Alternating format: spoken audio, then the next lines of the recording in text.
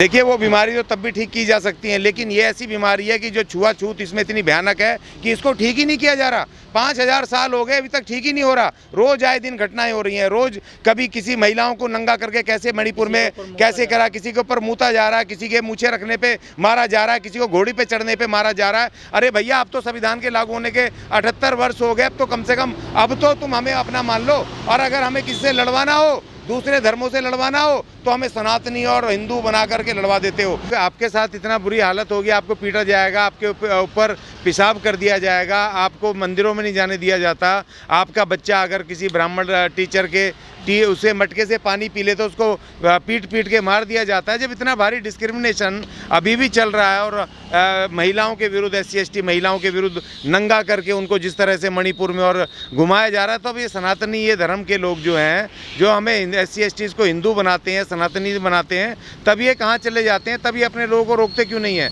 तब उनको कहते क्यों नहीं है कि भैया इस तरह से तुम इनके ऊपर पेशाब मत करो, इनकी महिलाओं को आप नंगा मत घुमाओ, ये भी सनातन का हिस्सा है, या ये भी पार्ट है, हिंदू धर्म का पार्ट है। तो तब ये क्यों नहीं कहते हैं? तब ये विरोध क्यों नहीं करते हैं? तब RSS जैसा हिंदूवादी संगठन ये सब कहाँ चले जाते हैं, क्यों चले जाते हैं? तो ये तमाम लोग क्यों नहीं विरोध करते हैं? एक ब्राह्मण का, एक पुजारी का, एक भी सनातनी का वो नहीं आता है। इसमें तो भर भर के गालियाँ लिखी हुई हैं तमाम रामचरितमानस में, तमाम चीज़ों में, जो इस देश के अछूत हैं और जो शूद्र हैं उनके लिए बिल्कुल डिस्क्रिमिनेशन है, बहुत भयंकर उनके विरुद्ध लिखा हुआ है। तो अब ये जो अभी उदयनिधि ने जो ये बात कही है सनातन के ऊपर, तो अब ये तो बाबा साहब ने बहुत पहले कर दिया था, उसको मनुस्मृति को जलाया था बाबा साहब ने। और ये लड़ाई आज की नहीं है। और जो इस देश में भारत का संविधान 26 जनवरी 1950 को लागू हुआ, तो इस देश की मनुस्मृति और इस देश की जो ये तमाम धार्मिक हिंदूवादी व्यवस्था थी, उसको रिमूव करके बाबा साहब ने एक भारत का संविधान ये दिया, जिसके पीछे पड़े हुए हैं। नहीं, समानता होती तो बाबा साहब क्यों पैदा होते, पेरियार साहब क्यों पैदा होते, या हमारे वो जो बिरसा मुंडा, या हमारे जो वो हैं अपने मुख्य सावित्रीबाई फूले, महात्मा फूले, इनके संघर्ष क्यों होते? क्यों लगातार लड़ाई होती इस डिस्क्रिमिनेशन के साथ? हम जो अभी देखें, भारत के संविधान में भी आर्टिकल 341 में उसमें भी लिखा हुआ, जो हिंदू धर्म के सताए हुए लोग हैं, हिंदू धर्म के जो सताए हुए शोषित पीड़ित लोग हैं, वही उनको रिजर्वेशन दिया जाएगा। क्योंकि जिन जातियों को इन्होंने अछूत बना के रखा, शूद्र बना के रखा, उन्हीं जातियों को तो रिजर्वेशन मिला कि भाई इनको शैक्षणिक और आर्थिक रूप से बराबर करो। यहाँ जितने भी लोग हैं सब खड़े हो गए, उदयनिधि के साथ खड़े हो गए। ये लड़ाई तो चलेगी, आमने सामने लड़ाई चलेगी।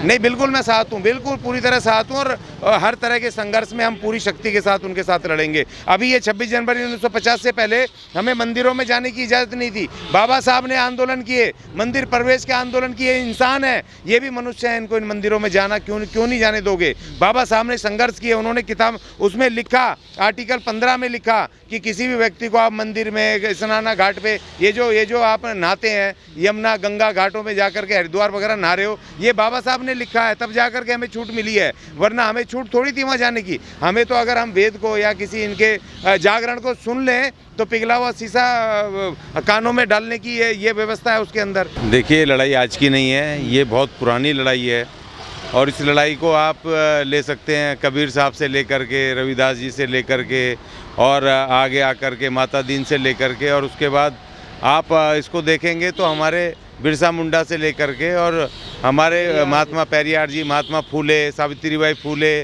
और उनके बाद संत गाडगे महाराज, और बाबा साहब डॉक्टर भीमराव अंबेडकर, और उनके बाद जो आखिरी हमारे महानायक जो हमारे मान्यवर कांसीराम जी हैं, इन तमाम लोगों की लड़ाई इसके विरुद्ध रही है। और बहन मायावती भी लगातार उस मिशन को लेकर के, उस संघर्ष को लेके चल रहे हैं। और अभी जो लड़ाई चल रही है, अभी पीछे भी कुछ दिन पहले जो संघर्ष हुआ था, जो डॉक्टर चंद्रशेखर थे, वो बिहार के शिक्षा मंत्री, उन्होंने जो उसके बारे में बताया, ढोल गवार, शूद्र, पशु, नारी, और इन सब के बारे में बताया। नहीं, षड्यंत्र नहीं है, पुरानी लड़ाई है। ये समझ लो कि ये जो गोदी मीडिया दिखाता है, हमारे जो नौजवान भ्रमित ना हो, ये पुरानी, सदियों पुरानी लड़ाई है, और ये अचानक यकायक नहीं आई है, ये पुरानी लड़ाई है। और दूसरी बात ये कि सही मौके पर, क्योंकि 2024 का चुनाव सर पे है, और जिस तरह से हिंदूवाद को ये प्रमोट कर रहे हैं और हिंदू राष्ट्र की कहानी सुना रहे हैं, इनके जो ये वो हैं ऋषि मुनि, और ये जो इनके बाबा कथावाचक, जिस तरीके से भारत के संविधान के विरुद्ध बोल रहे हैं,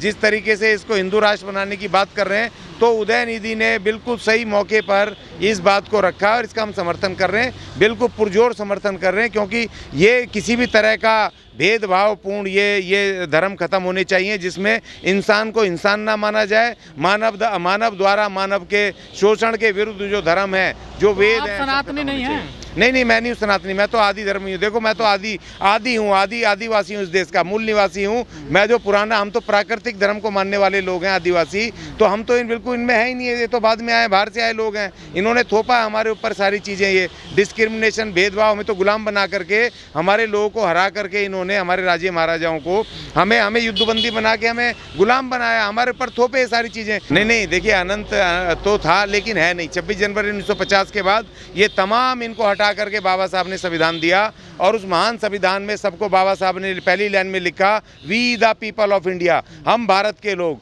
लेकिन इस देश के जो 70 साल से जो इस पे शासन किया देश के ऊपर, उन्होंने संविधान की उस लाइन को लागू नहीं किया, आर्टिकल 17 को लागू नहीं किया, जिसमें लिखा था किसी भी तरह का किसी अस्पृश्यता करना, किसी भी तरह वो गैर कानूनी होगा, उसको लागू नहीं किया। इसी वजह से तो ये तमाम बचे हैं। बाबा साहब ने आर्टिकल 25 में लिखा था, भाई जिसको जो धर्म अच्छा लगता है उसको माने। आप फोर्स कैसे कर सकते हो? इस देश को हिंदू राष्ट्र कैसे बना सकते हो? किसी एक धर्म का, वो भी वो धर्म जिसने कि हमें सदियों से गुलाम बना के रखा। तो बाबा साहब की जो लड़ाई है, हमारे महानायकों की जो लड़ाई है, उसको आगे बढ़ा रहे हैं। छुआछूत सनातन में है, बिल्कुल है, खुला है। देखिए, अभी 4 महीने पहले जो डॉक्टर चंद्रशेखर ने जो लड़ाई शुरू करी थी कि जो रामचरितमानस में जो लिखा हुआ है, ढोल गवार शूद्र पशु नारी, और उसका अभी देखिए कल की घटना है, कल मथुरा में, हाँ, उन्हीं का तो है ना ये।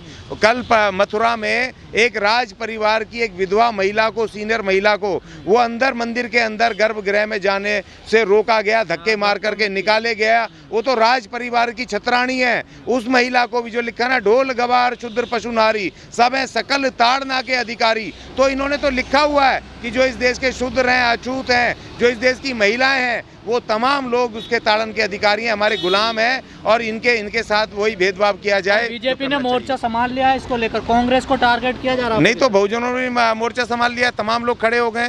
क्योंकि देखिए, बाबा साहब ने जब इनहेलेशन ऑफ कास्ट लिखी थी, उसमें इन मनुवादियों को लिखा था, हिंदू धर्म के लोगों को लिखा था कि अगर आप हिंदू धर्म को बचाना चाहते हो तो आप एक सर्वमान्य, तमाम हिंदुओं का, जिसमें अछूत भी हो, शूद्र भी हो, एक सर्वमान्य आप वेद का एक वेद होना चाहिए, एक उसका ग्रंथ होना चाहिए, धार्मिक ग्रंथ, उसको आप तैयार कर लो। और जो ब्राह्मण जो समान अधिकार, हाँ, जो पुजारी बने, वो पुजारी को स्टेट घोषित करना चाहिए, उसकी प्रॉपर पढ़ाई हो, जो उसकी डिग्रियां हो, इंटरव्यू हो, उसके बाद वहाँ पुजारी जाति के आधार पे ना हो, जाति के आधार पे ना हो। जो भी स्टालिन कर रहे हैं, जो वहाँ पर कर रहे हैं, वो बाबा साहब की उसी बात को लागू कर रहे हैं कि भैया पढ़ाई हो प्रॉपर तरीके से, क्योंकि ज्योतिष की भी आज पढ़ाई हो रही है, और ये पूजा पद्धति कैसे होती है उसकी भी पढ़ाई हो, और जो आदमी क्वालिफाई करे, एग्जाम क्वालिफाई करे, और जो उसको इंटरव्यू क्वालिफाई करे, वो पुजारी बने, वो पुरोहित बने। किसी एक जाति का, तुम अपना ब्राह्मणवादी व्यवस्था में तुम सारे मंदिरों पे खुद कब्जा एक जाति करके बैठी है, और हमारे संवैधानिक जो रिजर्वेशन, जिसने हमें शिक्षा देनी है, जिसने हमें इस देश में हिस्सेदारी देनी है, रोजगार में, व्यापार में, इस देश की राज सत्ता में, उसके आप खिलाफ बोलते हो। मान लीजिए, लेकिन HIV से तुलना सनातन की ये कहाँ तक ठीक है? डेंगू कह रहा, कोई मलेरिया कह रहा, कोई कुछ कह रहा है। देखिए, वो बीमारी तो तब भी ठीक की जा सकती है, लेकिन ये ऐसी बीमारी है कि जो छुआछूत इसमें इतनी भयानक है कि इसको ठीक ही नहीं किया जा रहा। 5000 साल हो गए, अभी तक ठीक ही नहीं हो रहा। रोज आए दिन घटनाएं हो रही हैं, रोज कभी किसी महिलाओं को नंगा करके कैसे मणिपुर में कैसे करा, किसी के ऊपर मूता जा रहा है, किसी के मूछे रखने पे मारा जा रहा है, किसी को घोड़ी पे चढ़ने पे मारा जा रहा है। अरे भैया, अब तो संविधान के लागू होने के 78 वर्ष हो गए, अब तो कम से कम अब तो तुम हमें अपना मान लो। और अगर हमें किसी से लड़वाना हो, दूसरे धर्मों से लड़वाना हो, तो हमें सनातनी और हिंदू बना करके लड़वा देते हो।